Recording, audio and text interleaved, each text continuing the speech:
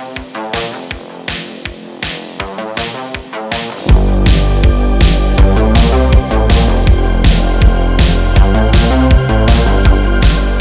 and welcome to Diecast Details for this Majorette Volvo 245DL Custom. The number 220 Volvo wagon was in the Serie 200 line between 1976 and 1983. Like many majorettes of this era, this one is suffering from some very flaky paint. It won't take too much effort to remove what's left. This custom will be one of the rare occasions where I add a tow hook rather than remove one. Would it truly be a Volvo station wagon without it? The original one has evidently been snapped off at some point in its life. While I do appreciate this metallic brown bronze colour the model currently sits in, I'm thinking something a bit more 70s Volvo, like this. I'll be matching these wheels too using this set from Diecast Details. On top of that, I'll be giving it a funky 70s interior colour totally mismatched from the body colour. This model is one of the earliest examples of the number 220. There were 3 variations of model between 1976 and 1978, all painted in this shade with the only difference being the wheels. They were either 3-spoke like this one has, 5-spoke, or a version seen in the picture from a moment ago described on the Majorette fandom site as NUC. I'm not really sure why that is, to be honest. The casting was recoloured to tan for 1979, with yellow Touring Club de France tampos on the sides and roof. A version of this without tampos had featured in Serie 300 in 1978, coupled to a matching horse trailer. In 1979 it featured again, but it had a boat with matching Touring Club de France decals. Window pieces on the 1979 models could now be transparent rather than tinted blue. For 1980 it was recoloured white, had only clear transparencies, and had a red rather than white plastic interior. For Serie 300 it towed a white motorcycle trailer. It had another recolour to varying red shades in 1981.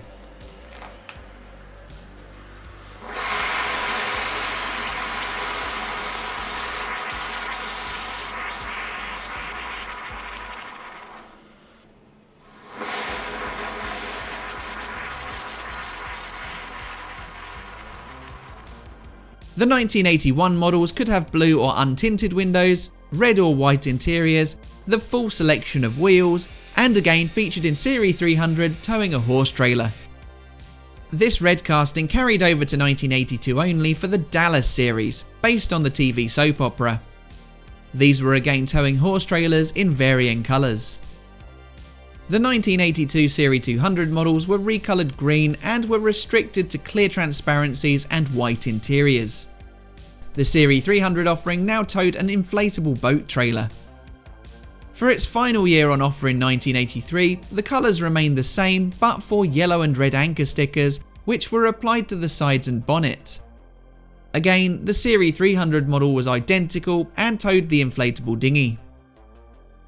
It wasn't until 1986 that the number 220 void left by the Volvo was filled by the Mustang SVO. The real Volvo 245DL the model was based on had been introduced in 1974. It formed part of the Volvo 200 series, replacing the 4-cylinder engined 140 series and the 6-cylinder powered 164. Naming conventions on the 200 series made it easier to tell what capacity engine the car possessed and how many doors it had. Until 1983 anyway. The first digit represented the 200 series, the second the number of cylinders, and the third the number of doors. So 2-door coupés ended in 2, saloons 4 and estates 5. That did get a bit convoluted further down the line, but we'll gloss over that. What it does mean is that this model is a 200 series 4-cylinder estate in DL trim. Makes sense. 6 variations of 240 were available at launch with 2 different 260 options. The 6-cylinder engine was now a V6 instead of a straight 6. The 200 looks similar to its predecessors, sharing the same basic body, particularly rearwards of the base of the windscreen. The front took a lot of design cues from the 1972 Volvo experimental safety car concept. It had very large front and rear crumple zones.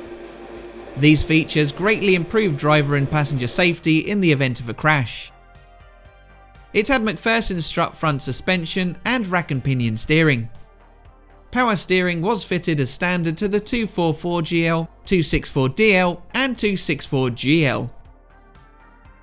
All models were available with a choice of 4-speed manual or 3-speed automatic transmissions, with overdrive an option on the manual 244GL and a 5-speed manual optional on the 264 and 265GL.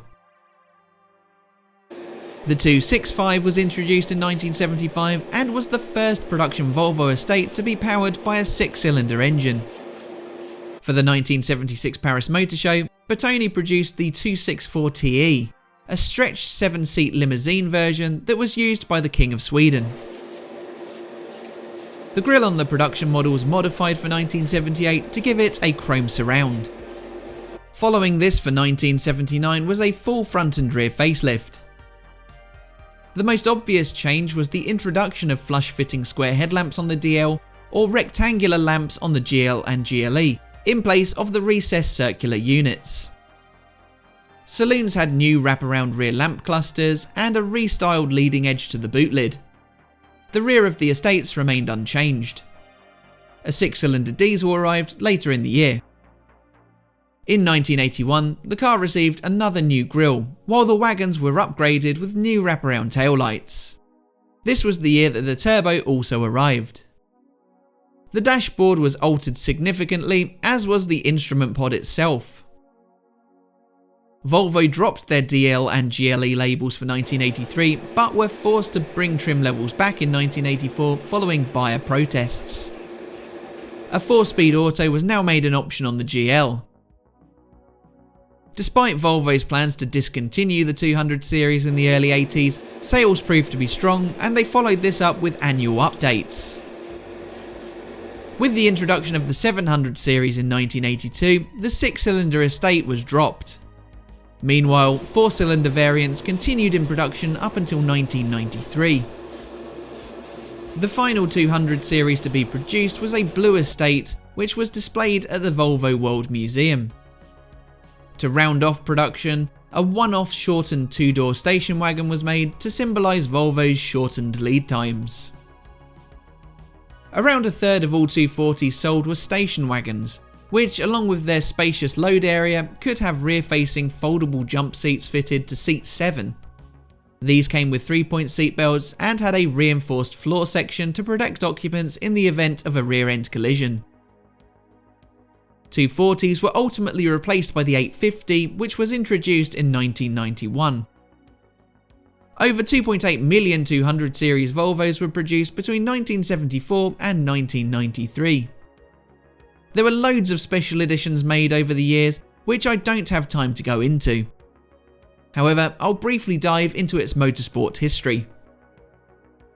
In spite of its unsporty, safe, boxy image, the 240 was a successful touring car in the 80s.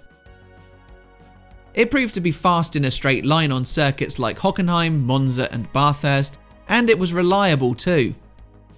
One took a win at Zolder in the European Touring Car Championship in 1984, before Eggenberger Motorsport won the 1985 championship outright with their 240 Turbo. The Volvo continued to be successful in 1986, though 2 of its 5 wins that year were removed from them due to disqualification for using illegal fuel. Elsewhere, a 240T won the Wellington 500 street race in New Zealand in 1985 and took a couple of wins in that year's Australian Touring Car Championship. Volvo then secured the title in 1986, the first time that a turbocharged car had done so. Volvo also secured consecutive wins at the Macau Touring Car race in 1985 and 86. A 240 Turbo won the 24 Hours of Zolder in 1987 and 1990, while 240s also enjoyed some minor success in Group A rallying.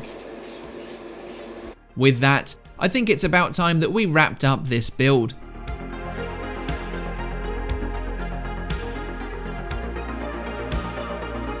Here were all of the components that make up Majorette's Volvo 245DL. It's not a standard construction on this one either. After I've dropped in the transparency, I need to push fit the interior piece onto the base. The way that the dash cum grille piece connects means that this is the only method that makes this possible. It's a nice different way to see it all come together, to be honest. The rear is connected using a tongue and slot fitment.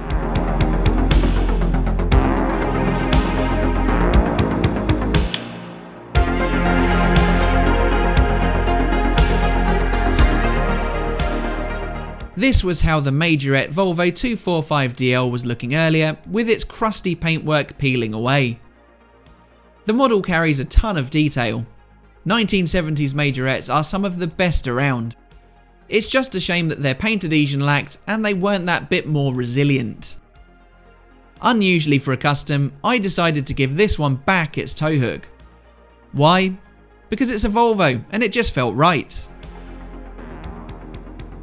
And here it is, transformed with a new period correct solid paint colour, all the trim filled in, a set of OEM style wheels of the era, and an aubergine interior totally mismatched to the orange of the body colour.